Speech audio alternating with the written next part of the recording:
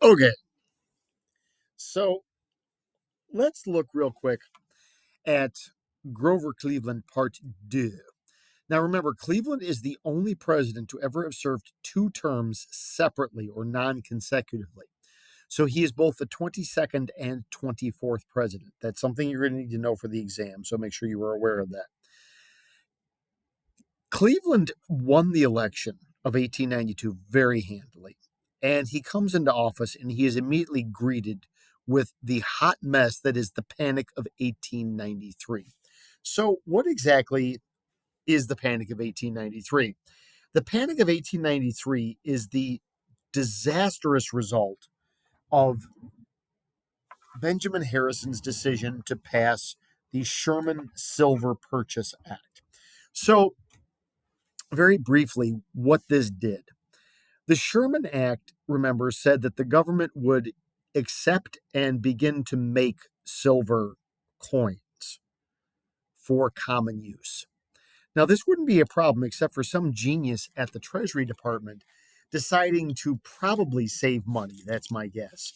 They made silver coins the exact same size, shape, and denomination as the gold coins. So let me make sure that I got this very clear for you. Same size. So if you had a gold coin that weighed a half an ounce, you would have a silver coin that weighed half an ounce. If that half ounce gold coin was $10 in gold, it was now considered to be $10 in silver, when in actuality, it was probably $1 worth of silver. This became a problem when people figured out that they could trade their silver coins directly for gold coins. And it's not like they trade, like, you bring in, I'm going to bring in $100 of silver, I'm going to get $100 worth of gold, but my $100 worth of silver is a big pile. It was the exact same coin, except one was gold and one was silver. People were not stupid. They figured out real quick that for like $10 worth of silver, they could get $100 or $1,000 worth of gold. And they did that. By 1893, the government had run out of gold. This is when Cleveland turns to J.P. Morgan to bail out the economy.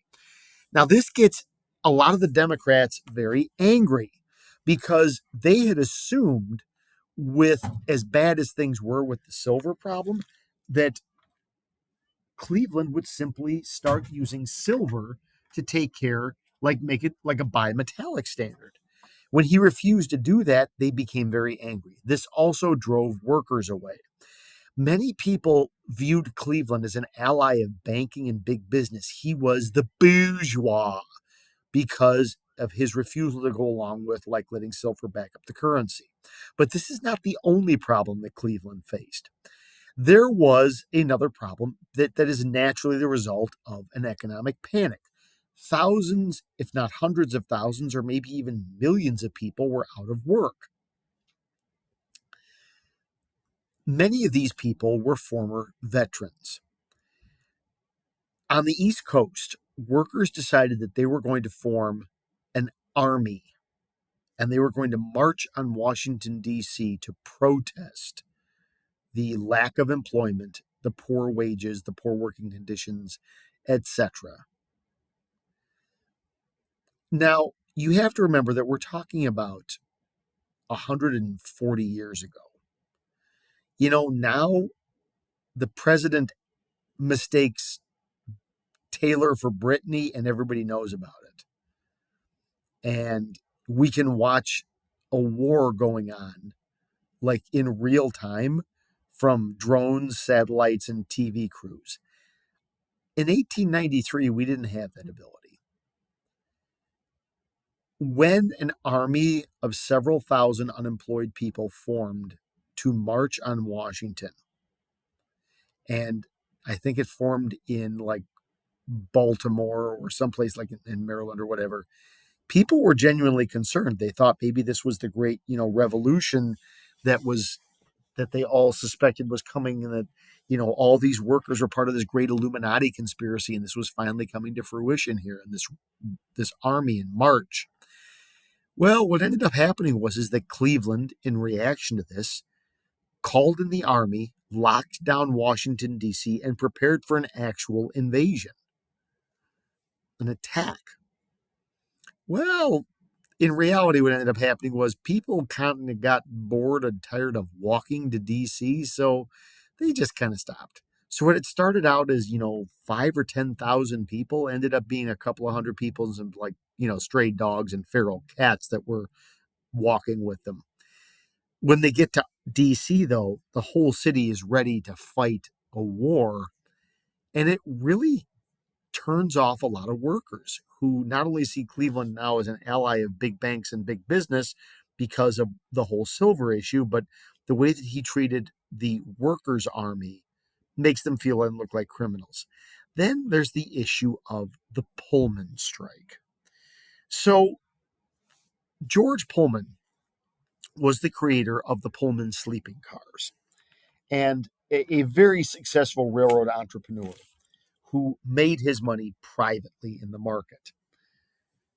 And also, in his own interesting way, employed kind of the idea of the economy of scale.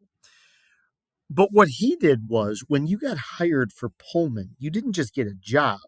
You got a house, you got clothes for your kids, you got schooling for your kids, you had access to theaters and bars and um, stores and shops and hotels and banks, all in a private town that Pullman had built for his employees, named, appropriately enough, Pullman, located outside the city of Chicago, where the Pullman factory was. The problem with this sort of like workers' utopia that Pullman constructed is that it only accepted credit, and that credit came from the Pullman company. And instead of paying its employees cash or a check, the Pullman company paid its employees in credit vouchers, and everything in the town of Pullman was double the cost of anything anywhere else. And the only place that you could go to spend money was in Pullman. It's not like you could walk the 5 or 6 miles to Chicago and get stuff for half price because Pullman didn't give you any cash. So by 1893, when the country was in the midst of this panic, the Pullman Company announced that it was going to cut wages and increase working hours. Same story. However, here's the thing. The Pullman employees were already in debt to George Pullman. If they quit, they basically were wage slaves. And they legally were bound to pay off these obligations from whatever. I mean, like if you lived in Pullman and you couldn't afford groceries for the week, that was not a problem. They would simply put it on an account that you owed to the company. And you couldn't leave or walk away until that account was paid off. So essentially, you were stuck there forever. Now, the workers go on strike, and being Chicago, that's the railroad hub of the United States. All rail traffic pretty much goes in and out of Chicago. They shut down every train coming in or out of Chicago that has Pullman cars on it, making it virtually impossible to do anything. Now, remember, in the past, you had Rutherford B. Hayes, who intervened in the um, Great Railroad Strike of 1877. Harrison had intervened in the Homestead strike in the steel industry during his administration. And the sort of um, the sort of standard response to these big strikes now was we call the president, and the president gets involved somehow or another. So Pullman calls up Cleveland and says, I got a strike here. What are you going to do about it? And Cleveland says, it's your strike. What are you going to do about it? And clicks the phone. Well, this didn't exactly sit well with George Pullman, who came up with the brilliant idea of attaching one mail car, one postage, like one postal post office car to each train, because preventing mail delivery is a federal offense. So now he calls Cleveland back up and says, hey, just so you know, the trains can't run and they need to deliver the mail. And that's a federal offense. So you have a problem. What are you going to do about it? Cleveland is forced to send in the military, and he is also forced to use legal action to break up not only the strike, but the union itself. Um,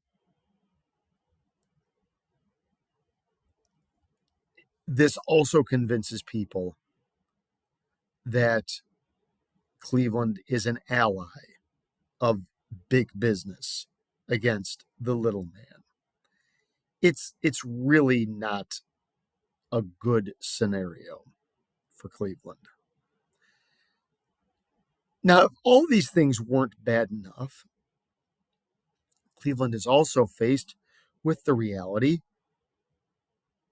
that he has cancer. And that's, it's not necessarily the worst thing ever. But I remind you again of what I brought up before. We live in an age now that if the president, you know, falls up the stairs, everybody knows about it. And I mean, everybody knows about it. Nobody knew Cleveland had cancer.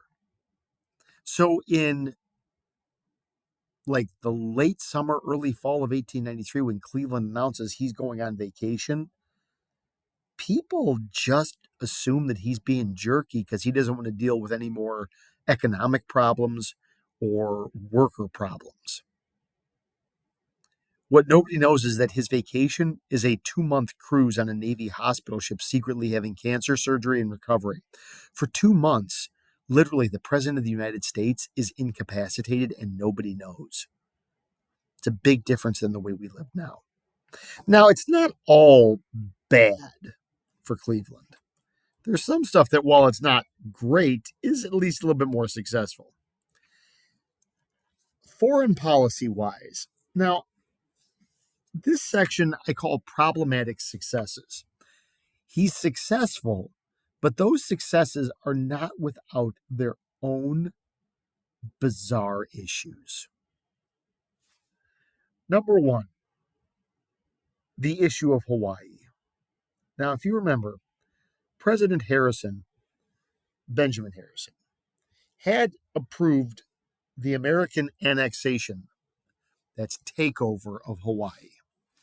Hawaii was important to U.S. business because of the sugar industry. And we had a lot of sugar plantations in Hawaii. When the Queen of Hawaii, Queen Liliuokalani, there she is,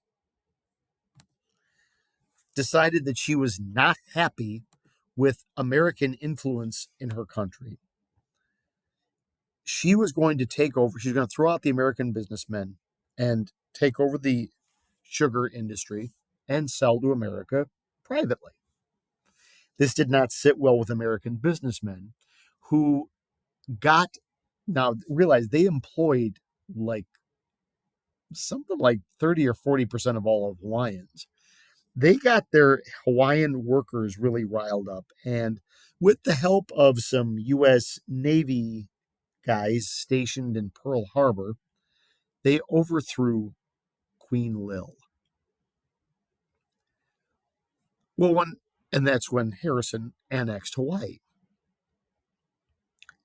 When Cleveland comes in, it's his intention to give Hawaii back to Queen Lil, and he does. The problem that comes up is that Queen Lil intends on executing the American businessmen who had overthrown her. Cleveland tried to sort of politely indicate that this wouldn't be a good idea.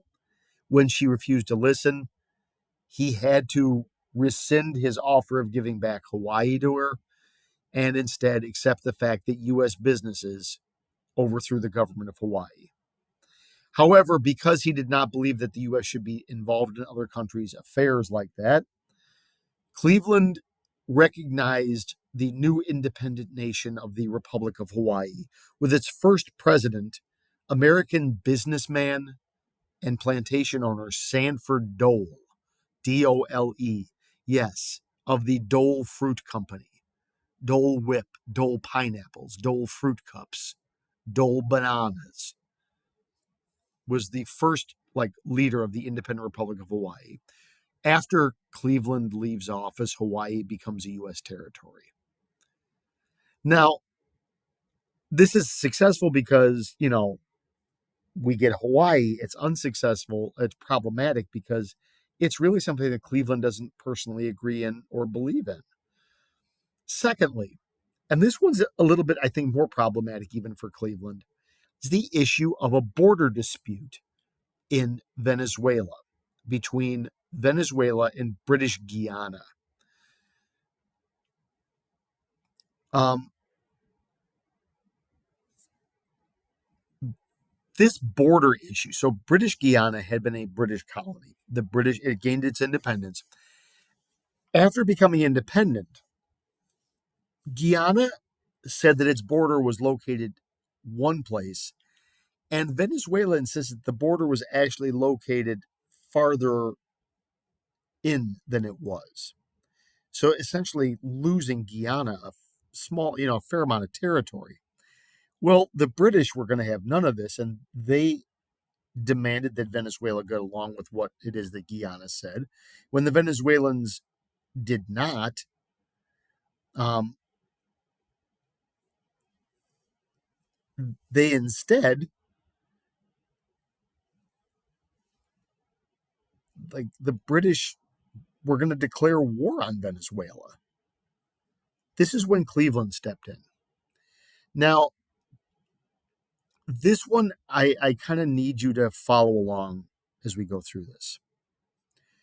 Cleveland invoked a rather not necessarily obscure, but kind of faded idea known as the Monroe Doctrine. The Monroe Doctrine had been issued by President James Monroe in 1825, and it said that the United States would no longer allow Europe to colonize North or South America, that we would leave what was there alone, but any newly independent countries in North and South America were free, and the Europeans had no business being there. The U.S. interpreted this, Cleveland interpreted it to mean that Britain's threat against Venezuela over a border dispute violated the Monroe Doctrine. And the British were like, well, what do you propose that we do then?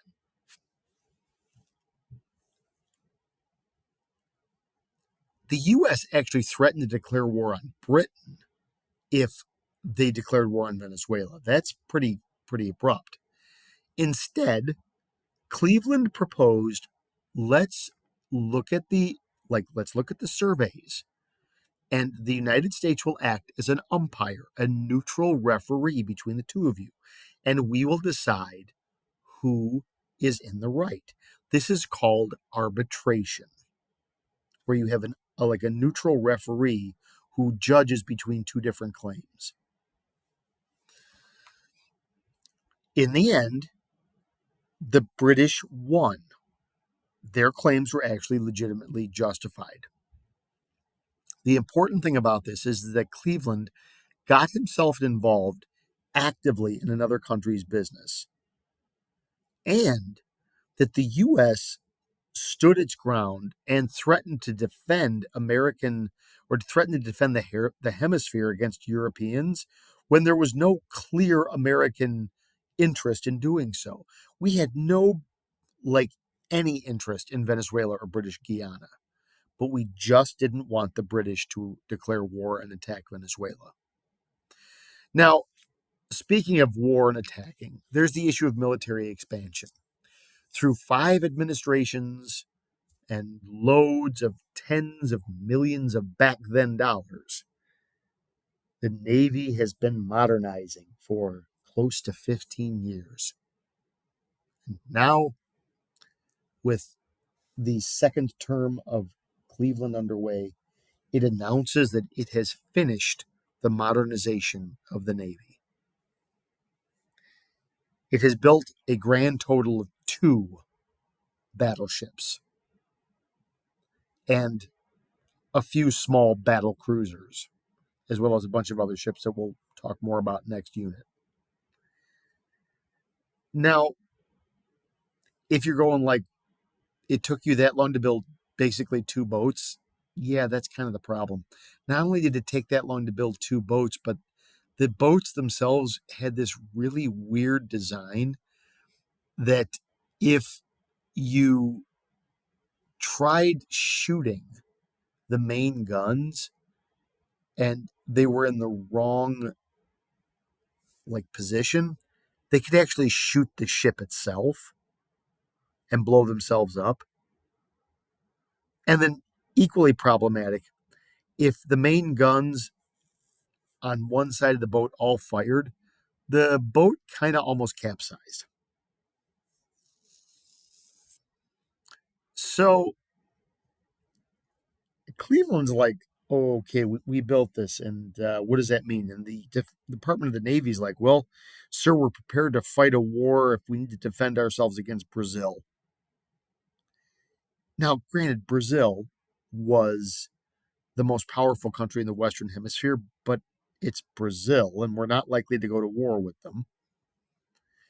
But Cleveland's like, well, what about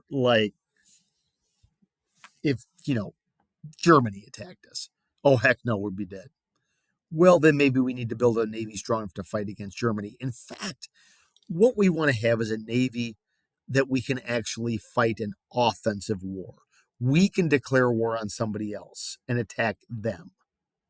So what ends up happening is the ships are modernized, they're all up to date. We just don't have a lot of them. And Cleveland orders the production of even more ships. Not to be outdone, because if the Navy has new toys, the Army wants them too.